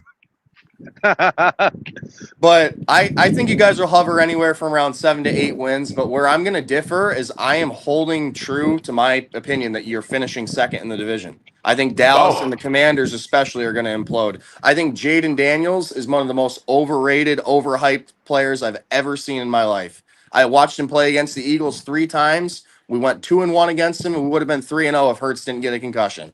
He's not anything that I haven't seen before. He's skinny Lamar with a little less arm talent. I think people don't realize how big of an upgrade Russell Wilson is from Daniel Jones. Like That too. I mean, although I will say as an Eagles fan, I saw Russell Wilson play in a primetime game against the Eagles last year, and there was no zip on the ball, at least over the middle of the field. I mean, that's never been his strength. Yeah. But I think there is going to be some pretty good highlight reel plays with him and Neighbors together this year on the deep ball. I feel like Russ has still got a couple more deep balls left in the tank. And maybe he can get potential out of Jalen I Hyatt. love James' face right now because James has got it. James is going to say, James, I don't think it's going to be Angry Black Man, but James is going to, we can't do that anymore because of Believe Network. Damn it. But James, what do you got? Well, Trenton, brother, I'm not going to lie, brother. You was really impressive me. You was on a roll, man. To that Jaden comment, everything you said, I was like, man, this guy's smarter than 3/4 of our fan base just off our first visit. And then he but we got to be. We have the worst quarterback in the division just right now on paper. Jaden, Dak, and Hurts are better than Russell. So if we have the worst quarterback and we're still building, we're going to be last in the division, 6-11, 2-4 in the division play. When do you see I think Dark 2-4. I think 2-4 in the division is accurate. I think the 2 wins will come against the Commanders, and you'll get swept by Dallas and Philly. I think you guys are going to sweep the commies this year. Swept by Philly. We all agree on that. This is where my crazy conspiracy thing is. I think week 2 at Dallas, we'll have a chance to get them because Dallas is going to look at us like, oh, it's the Giants. We ain't thinking about them. And if we really are improved, we'll have a chance to get them. But we're definitely getting swept by Philly. And I do think Eagles play Dallas week 1, so we'll soften them up for you. Right. So you're going to tear them up. They're going to look at us like, oh, this is the get right game, and we might have a chance to catch them taking finish us them off, for a boys. joke. Bury them 0-2 at the start of the year. Let's go. The last thing I got to say real quick. Yeah, what? My fault, brother. I got to say this real quick because you said a skinny Lamar. I would take that in a heartbeat right now. A skinnier Lamar, we would take that in a heartbeat. We would build an offensive line around him that rivaled any offensive line in the entire league if we had a skinny Lamar. I would draft the first 7 guys offensive line. In Philly, we like our quarterbacks built like battering rams. We even made a play for him. We just push his ass into the end zone. You know, I want to get to my record, but I have a question about the Tush Push. And it didn't get banned. A slider, you need to duck when those birds come. I was going to say, are the crows chasing you, slider? Man. Because sometimes the crow, they carry people to the other side. So I'm just saying that. Just be careful. That's what happened to Brandon Lee. But with the Tush Push, didn't get banned this year, and I didn't think it should be banned because no one else could do it. No one else could do it. When crows come, that's a sign of death. Yeah, I know. So just run away from the crow, please. But if the Tush Push was such an easy play, and I always give you guys credit for this. Someone doesn't like my voice. If the Tush Push was such an easy play, every team could do it. The Giants have done it and have not succeeded. The Kansas City Chiefs did it and not succeeded. And I think that with the way the league was looking at, Kansas City Chiefs are like, well, this is a dangerous play. Well, it's also football. We've already taken away some of the aspects of the kickoffs and everything else. And we're kind of girlifying the game a little bit in some regard here and there. But I never thought that. I always thought that if the Tush Push was such a dangerous play and such an easy play to do, everyone could do it, and you would. I was one of the few Eagles fans that was hoping they were going to ban it because I would love to have Saquon on my fantasy team where he has 27 rushing touchdowns next year. Yeah, instead of Jalen getting all. There was a stat. There was a crazy stat last year where the Eagles were stopped. It was Saquon personally was stopped inside the 5-yard line. I think 7 times last year, and 6 of those became Tush Push TDs. So you just tack those on to Saquon's stat. But in terms of Tush Push, people don't realize it really is a Nick Sirianni variable. He Right. developed the play when he was an assistant coach with the Colts for Jacoby Brissett back in 2020. You can actually find, I don't know if there's like an NFL Films clip of it, but there's a clip of the first Tush Push that he ran with Jacoby Brissett when he was the offensive coordinator in Indy. So it's really Sirianni's play. And so to have it legislated out of the game would have been disappointing because I really do think it's like a unique way to advance the ball. Another thing that people need to stop crying about is if you watch the Tush Push, 9 times out of 10, Jalen's in before his tush even gets pushed. His head and the ball are already across. Well, that's Yeah, the other thing. that is true. Yeah. But go ahead, Slider. I'll let you take that one. Go ahead. Yeah, and you know what's crazy is I think they're gonna come. Like people are gonna bitch and moan about this when the season's over, and they're gonna vote for another ban of Tush Push, and I think it's gonna lead to nowhere. Mhm. Just let it be. I mean, I don't. I mean, is there enough evidence that it's dangerous? I don't No, know. if you actually take Exactly. a look at it, I mean, it's like the kickoff rule they had to change. You Yeah. took out before they changed the rules. Injuries associated with kickoff had gone down over the last couple of years, and now all of a sudden they're saying, well, this play is too dangerous. And like I said, it's a play that how many times the people lined up, for a quarterback sneak, and the only variant is the fact that you are trying to push the player, into the end zone, but it's still a legal football play. The thing I hate the most about the Tush Push is just it takes away so much. Again, I'm an Eagles fan, so it's all bias here, but it takes away so much positive attention from the team to just talk about one play that advances 1 yard. Like no one's talking about how Jalen just won the Super Bowl MVP. People are already forgetting about the Saquon season. It's like, and we're here talking about a damn play where we just push a guy 1 yard. It's just so boring to me. Like there's so much more to talk about in football than a 1 yard play. We We've seen can't it would forget. take boring. too, and no one can do it. No one else could do Yeah. it. That was going to We say, can't for- it's one of those plays. If everyone Didn't Dable get one of your guys hurt doing it? Wasn't it I one of the think linemen Ballinger. got injured I after thought he so. said he didn't Yeah, practice it it? was JMS. Schmitz. John Michael Schmitz, JMS. yeah. JMS. Yeah, it was against the Seahawks or something like that. Yeah, I remember because there was Yeah, like a Monday weird night. press clipping where he said, "Oh yeah, we hadn't done it in practice, but we wanted to give it a shot." Yeah, good job. Slider, I have to tell you something, man. I'm a little disappointed in you because What up? I have been clipping and getting ready, and then all of a sudden it stops. Oh, this guy really got R.I.P. Brandon, man. Damn, you really pulled that I'm up. waiting for the crow, and the motherfucker stops. Yeah. It does not understand live television or whatever the hell. So for my Giants fans here, who's the breakout candidate on offense for you guys this year? Jalen Hyatt. Ryan Hyatt. Oh, Ryan jumping. Okay, Ryan. Yeah, Jalen Hyatt. Let's hear it. Let's hear the Hyatt argument. Hear it, Ryan. I want to hear it. I'm not going to argue with it, but I want to hear it. I did an episode on this, and if you look at his numbers, first off, look at his quarterbacks. Tommy DeVito, Drew Lock, Daniel Jones, Tyrod Taylor, and Tim Boyle. But then Murderer's you look row right there. at- you look at- Oh my you look God. at his numbers. There were 3 games in his rookie season that made up for 62% of his production in 2 seasons. It was the Cardinals game, the Commanders game, and the Patriots game. Those are 3 games that he, made deep explosive plays down the field and was involved in the game plan. They won all 3 of those games. They were 3-0. And like I said, those were made up for 62% of his production from 2 seasons. And other than that, he didn't have a game where he got over 25 yards. I think In that either Arizona game was like half of Daniel Jones' production for that whole season too. I remember watching that one. Yeah, because he didn't. I don't think he played a full game after that. Besides the the Seahawk game and the Niners game. Yeah. Ryan, can I bring up a stat Yeah.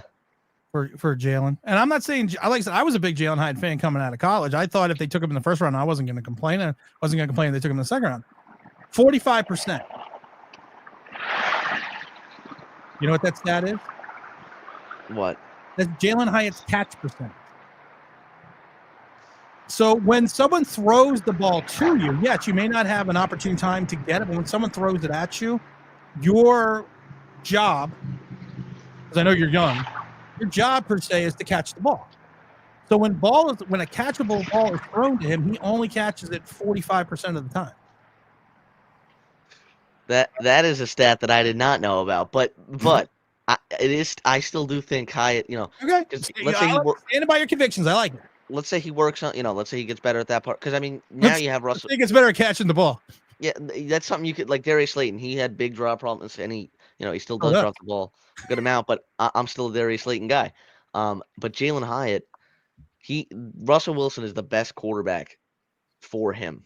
The deep sideline throws. I think he's going to be the player that benefits most from the Russell Wilson addition. Okay. All right, I like it. Slider, what's your breakout player? I'm hoping it's Theo, even though he's a lazy guy. Well, we don't know if he's lazy. He's just not. I don't know. Yeah. I don't know what a good phrase is. He's just not. I just hope I don't know what a good phrase is. I'm sorry. I'm being nice. I just hope it works out for him. I mean, big, tall target. He seems good, but yeah, I just hope he's the one that has a pretty good year, especially when you roll the coverage a lot to Malik Neighbors. So I hope he's there. I have to give you props in person because you were nailing the posts on Friday when we had Jerry on. You were coming on strong with your comments. I gotta give you football props for that. We don't. I love the Bruce Smith story he told me. I was like, nobody blocks him. I'm like, holy crap! Well, the whole thing with the chin strap on, he's gonna. That was crazy. Yeah, that was. But you did. Like I said, even he was like the Evan Neal comment and a couple other ones. He was very, like I said, it was. I give you all your flowers. That was very impressive. James, breakout player. I'm gonna go with somebody that Big O Jerry just talked about. You guys, I'm gonna go with Evan Neal because if right, but if the O line doesn't play good, then guess what? It doesn't matter for Hyatt, Scatterboo, Neighbors. It won't matter even for Wilson. We picked up a lot of hopefully good skill position players this past offseason, but our main problem besides quarterback is the O line. Evan Neal's career, much like I think a couple guys, at least their Giant career, is on the line here. Moving his position, he knows he's under scrutiny. I think we're going to get the best version of Evan Neal that we've ever seen here, which is not saying much, but I think we are going to see the best version of Evan Neal, whatever that leads to. I actually agree with the Evan Neal things. I think even going back to Jerry again on Friday, he had a great assessment of Evan Neal. And we actually reposted some of it on Twitter. So if you haven't seen it, it's also on the YouTube page. Go look at it that way. I was actually going to say Evan Neal was going to be one of my two guys that I think that are going to have a breakout, more of a breakout season. But I got to look at this defensively though. I think I know who you're going to say. Who do you think I'm going to say? Deontay Banks. I was going to say Dane Belton. No, he wasn't. No, he wasn't, Ryan. You're actually right, Ryan. I'm starting to dislike you. I'm going to say Mr. Banks. I'm going to say Mr. Banks is going to turn around the sophomore slump. He's going to have better safety play behind him. I'm hoping that we talked about it on Friday too, as a team over scheme or scheme over team. I'm hoping Bowen's going to adjust to the players that he has instead of trying to fit them in a mold that they don't fit into. Get back more, man-to-man press cover corner. Do what he play to his strengths, and he's not going to have to worry as much if he knows he has safety help. And he's gonna benefit from being CB2, and Paulson Adebo's gonna guard the receiver one, so that helps. And that's starting to really fucking hate you.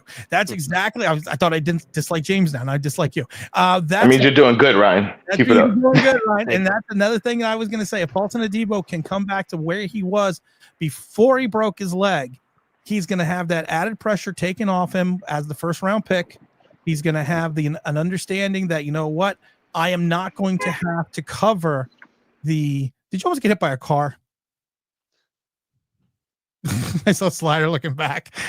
He's not going to have to worry about covering, an AJ Brown or a Lamb. But now you got Pickens and you still have Smith, but he's not going to have to worry at times, being that shutdown lockdown guy. Maybe that also motivates him, to want to become and to be that guy. I'm worried about his effort because I was gonna not to interrupt you, buddy. I saw him give up live in the Saquon revenge game. I saw Deontay Banks just give up. I had poor seats. I was way high up. I could see everything, and I saw him just give up on plays and stop chasing after Hurts. It was like a 3rd and 13 scramble. But what I laugh about, and you probably trying to win and watch this as much, we have another player who Giant fans love, a linebacker, who last season gave up on a lot of plays. And I even pointed it out that he had the angle. Bobby O. There you go, Bobby Okereke.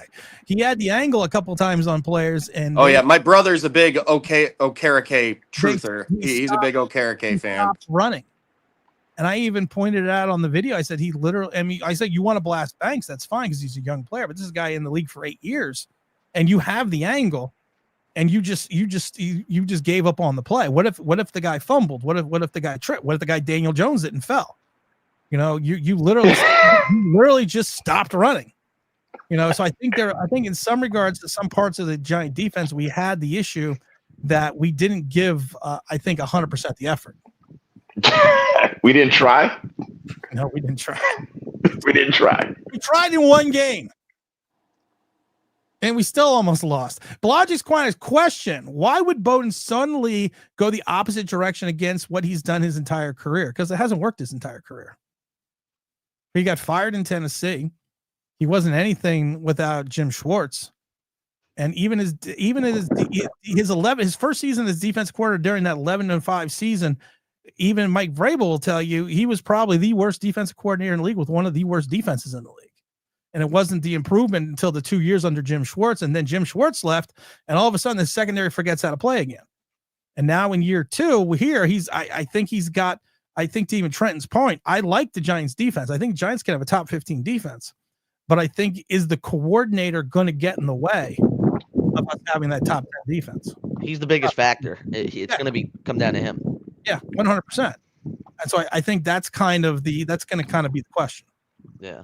At the end of the day. So like I said, if you want to stay in the NFL, unless you're someone like Buddy Ryan and you're going to, even after 46 zone was figured out, and you're going to keep going to Houston and, go to Philadelphia and go to everywhere else. But in Philadelphia, the defense he had in Philadelphia, you had Reggie White, Clyde Simmons, you had Jerome Brown, you Seth Joyner, you had players to run that defense, but if you don't have the players to run your scheme, it's going to be the same way he ran his scheme when he was with Houston. So sometimes you got to change it up a little bit. Like I used to be this hard edge guy that everyone hated, and now I'm soft. I am, I don't know. I can't think of a lie. I was gonna say, where are you going with this? I don't know. Where are you going? I tell the truth. Yo, you got Trenton here. You got to pull up the Kayvon Thibodeau Hurts pick. You got Trenton here. You got to show it. You got to put this up so I can see Trenton laugh. Probably seen this a million times. Come on. It's my favorite picture of all time. I remember when I saw that play, I was so pissed. I was like, "Oh my god!" I got something. I got something for you guys, actually. Uh oh. Here, I got a picture that's a little bit better than that. Not for us. Yeah, I don't know. I still love being blocked by the quarterback with Devontae in the back, like, oh crap. Something just happened to Trenton. I don't know what happened. He was doing so good. Now all of a sudden he's gone. Where'd he go? That's what you get. Philly, man. That's what you get. All right, I'm going to give everyone one last comment because I do got to get out of here at noon. I'm going to start with Ryan on the top. I want you to give your comments. Give a plug to your show, and close out your segment. Close out strong. Giants going to be better than a lot of people think this year, but it is going to come down to Shane Bowen. Shane Bowen, just do your job. There's a message to strictly Shane Bowen. Do your job and do it the right way. And for me, you can find out I post weekly episodes on Ryan's Big Blue Podcast on YouTube and Spotify. So go follow that. Go subscribe to that. And, always get anybody else to sub to this channel because, Tim's the man. I appreciate it. Tell us what your channel is again. Ryan's Big Blue Podcast. There it is. If I was really the man, I knew how to do anything, I would have typed up and put it on the bottom of the screen. But that's like effort. Yeah, well, you'll be on soon. I'm gonna be on his show soon. That'll be dope. Then you can wonka him. You can send him away, Ryan. Yeah, you can literally send me away at this point in time. There you go. sure everyone follows Ryan, up and coming Giant, Young Giant podcast. Let's make sure he's on the right trail. I did watch some of his videos, and I never watched any of his videos. James will tell you. So I think you do good work, and like I said, just keep it up and keep true, and that's the best thing I can tell you. Thank you. All right, Ryan, appreciate it. We're gonna go with Trenton. What's your it doesn't have to be a Giant thought. It could be an Eagle thought. Wait, I got a question. Sure. I got a question about the link. Why can't I get a fucking good cheesesteak at the link? You're asking the wrong guy. I've never been. I'm not from Philly. I'm a diehard Eagles fan. Grew up. Do you know where Bradford County, PA is? Yes. Yeah. I'm from Bradford County originally. So I've actually never been to a home Eagles game. I went to 2 at MetLife and 1 at the Bills Stadium in 2019. Oh, all right. Okay. Well, all right. Next Eagle fan. Have another Eagle fan come on so I can actually ask him that question. Yeah. Because I've said it before. I can never get a good cheesesteak, but the holding cell at the link is much nicer than the old Veterans Stadium. So those are my two key points. But what's your final thought? Close out the final thought of your segment. Oh yeah, closing out. So like I said, since we are on the Giants podcast, on with my Giants thought, I really do think you guys will finish second in the division this year, somewhere around 7 or 8 wins. I don't believe in Dallas at all. And like I said earlier, my opinion on Jaden Daniels, the skinny Lamar Jackson. I mean, it could be a lot worse than a skinny Lamar Jackson. I just don't think he's the guy long term. And I would take a fat Lamar Jackson. That too. But hey, I love the podcast, Tim. Tim's a man. Shout out to the other guy that was on here with his channel. Hope everything works out for him. And great talking to you boys. I'll see you next week. All right, man. Ryan, appreciate you coming brother. on. Have yourself a good rest of your Sunday. Slider called the ball. What's your final thought today on this Sunday? Well, for me, just hoping that the Giants have a good season. I know everyone's hyped up about Carter, like how we might use him, but like I tell all fans, like if you want like Carter to get to the quarterback, you got to stop the run. All right, that way, because it's hard to get to the quarterback when it's 3rd and manageable, right? 3rd and 1, 4th and 1. You got to earn the right to get to the quarterback, and I just hope Carter's our guy. I hope it works out for him. Earn the right to get to the quarterback. I like that. I'm writing that down. It's an old Parcells quote, I think. I can't remember who said that, but I don't remember it's Parcells, but that is a great quote. I'm gonna have to look at it. What up, Slider? You keep yourself safe, keep the ball stuff walking. How's the job going? Oh, doing well, man. I'm getting paid, having fun, man. That's all that matters, man. That's all that matters. And we always appreciate you coming on, man. We're gonna see you hopefully on the next stream. Hopefully too. All right, All right, Slider. Then there was 2. I love this comment by the Showcase. That's a big compliment for Tim. If he's even seeing your video, he's not hating it or what. I don't watch Giant videos. I don't watch YouTube. No, you don't. Which is kind of weird that I'm on YouTube, but I don't even watch YouTube. I don't watch TV. I don't watch YouTube. I watch movies and I watch sports. So that's it. Yes, but I did actually go and check out Ryan's show, and like I said, as he is the next generation. I think he's 16 or 17. I don't remember which, but he's the next generation of Giant podcasters in some regards.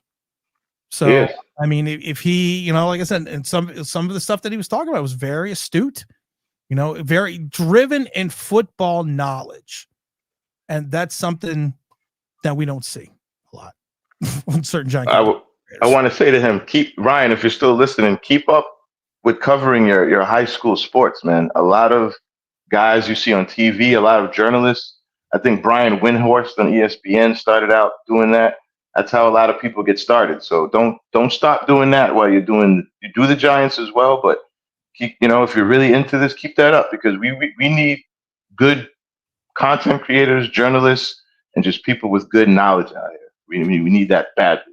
And which is a great segue, because I forgot, if you want to get a career in sports management, there's a place that you can go where you can get a degree, a 4-year degree. That's Southern New Hampshire University, snhu.edu/Big Blue. Go out there, get some information. You can literally get a degree in sports management and help move forward. Don't do what I do. Don't fall into a career. You know, you do the steps you need to do to properly get a career. And again, that's snhu.edu/Big Blue. Go and get that information. Make sure you start that career. And Ryan, I think you should go there, request some information, because like I said, if people out there are really interested in getting into sports, there's nothing better than snhu.edu/Big Blue. Fill out the forms. They'll call you. You get all the information. It's a great start. It's a great university. It's a 4-year degree. So that's just the way to go. James, I'm going to let you close it out with your final thought, James. I love asking, always be closing. Always be closing. Final thought. Number one, you got to have Trenton back during this season, because that guy was good, and I want to get his takes as the season goes on. That's funny. But final take real quick is Halliburton sucks. Halliburton sucks. Halliburton sucks. No. Listen, we got to.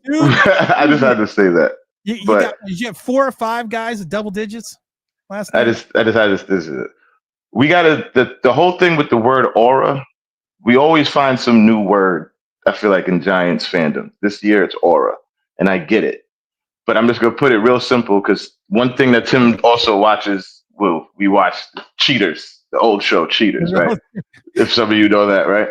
So when you're in a bad relationship and your partner is like stealing money from you, doing drugs, taking stuff out your house, keying your car, doing a whole bunch of crazy stuff, when you get into the next relationship, if all that person is doing is cheating on you, you feel like you're in a better place.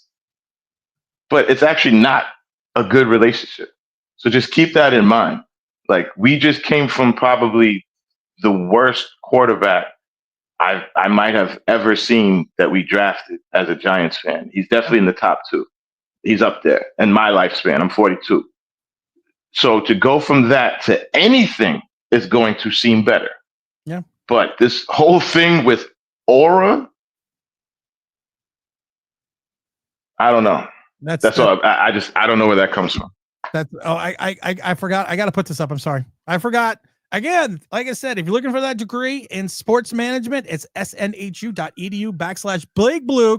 Request information today. Start that career. Start that 4-step. Get that 4-year degree. Move yourself into sports. I think someone like Ryan should do that. That's just me, though. What do I know? Ryan, I want you to notice. My final thought of the day is, Ryan, people on this show graduate college. How many people that have watched this show that we have watched over the last 3.5 years actually graduate college? Zach Attack just graduated last week. Exactly. We got a lot of people that which is scary to me. We got a lot of people that were freshmen in college that are started watching the show who call me up or text me and tell me I graduated. So make sure you go to snhu.edu/Big Blue. Did it have done for the day? Now I'm tired. No, that was a good show, man. It's being a professional, James. No, it's good.